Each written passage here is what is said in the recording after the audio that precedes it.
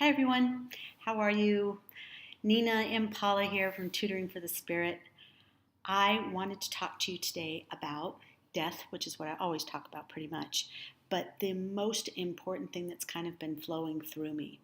So recently, I am working solely in this business of death privately with my company, Tutoring for the Spirit, and really putting my all into it and helping out in my community and working at a hospice.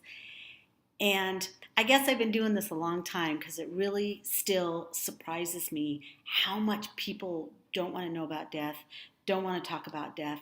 But I'm here to take the scary out of it because it needs to be taken out. It's like I was telling somebody the other day that when you look at death like birth, you go through this dark tunnel. Who's waiting there for you when you're born? Your mother. She's right there. Go right into her arms. And death is the same thing going the other way. You're in a little darkness for a little bit. You kind of don't know what's going to happen. But guess who's going to be waiting there for you when you die? Your mom. She'll be there. I know it. So with that kind of information, that kind of education, bringing a lightness to it, I watch a lot of children's movies. I love them. They're always very uplifting to me, and they're something that I like to do when I'm worried or I can't get something out of my mind. I'll watch a children's movie, and I'll randomly pick them. Might have been one I watched before, may have been a new one. But this movie that came out called Trolls, which I thought was going to be more preschool, elementary type, but I was amazed by what I was seeing because it reminded me of myself. So in the movie Trolls, there is this beautiful pink troll named Poppy. She's always very, very happy. She looks at life as just being rainbows and cupcakes, and she's kind of a leader. And all of her friends are like that too. And there's another troll who's kind of a curmudgeon. And he's cranky and he worries all the time that the Bergens, the mean people, are going to come in and they're going to eat them. Because the Bergens get their happiness by eating trolls. I know, it sounds really awful and gross. You wouldn't want a child to see it. But they never really get eaten in the movie. It's a concept and weird things happen, so you never actually see a troll get eaten with their joy and their happiness, because the Bergens feel that they can't get any joy unless they eat a troll. So the movie is about finding your happy. But the other thing that's really important, and there's a common thread, if you look at a lot of Disney movies, this was a DreamWorks movie, but all the Disney movies have death in them. Mostly parents don't see as many kids, but think of Cinderella, Belle from Beauty and the Beast, Bambi. Lilo and Stitch's parents were in a car accident. Nemo's mom dies by a barracuda.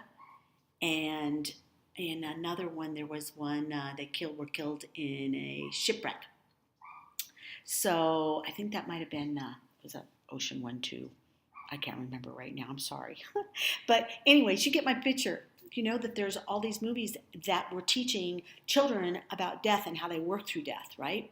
And a grown-up can watch this movie. So when I was watching Trolls, I couldn't figure out why the guy was, his name's Branch, why he was a different color than all the other trolls. They were all happy, bright, pinks, blues, yellows, oranges, and they just lived this happy little life.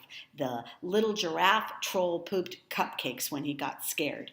And I just thought that was so funny, but they always looked on the bright side. They were always, always looking for the positive. Okay. So during the movie, Poppy realizes that everything isn't cupcakes and rainbows. And the other troll, Branch, who is so sad and kind of grumpy, before all that, he's really loving Poppy's positivity. And when he sees her getting sad because she can't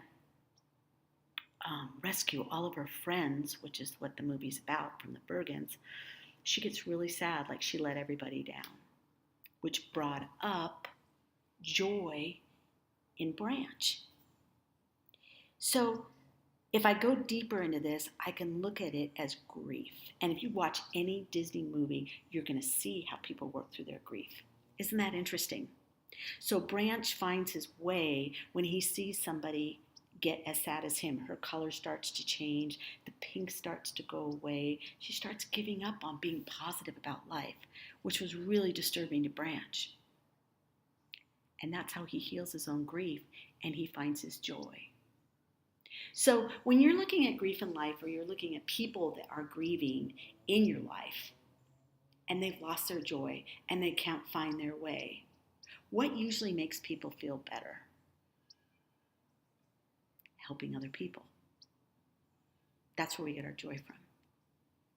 So the point that I'm trying to make here is that when you're grieving, when you're sad, it's kind of common for us to go inside, maybe be a bit negative or become kind of a recluse. But if you go out there and you start trying to help people and maybe help somebody else that's grieving, it helps you to heal because you realize you're not the only one going through it. And in my movie, Trolls, that's what Branch figures out, that other people get sad, that he's not the only one, and that he can actually help somebody even though he's so sad about what happened to him. So that's all I have to say about that. Take care. Have a great day. Bye.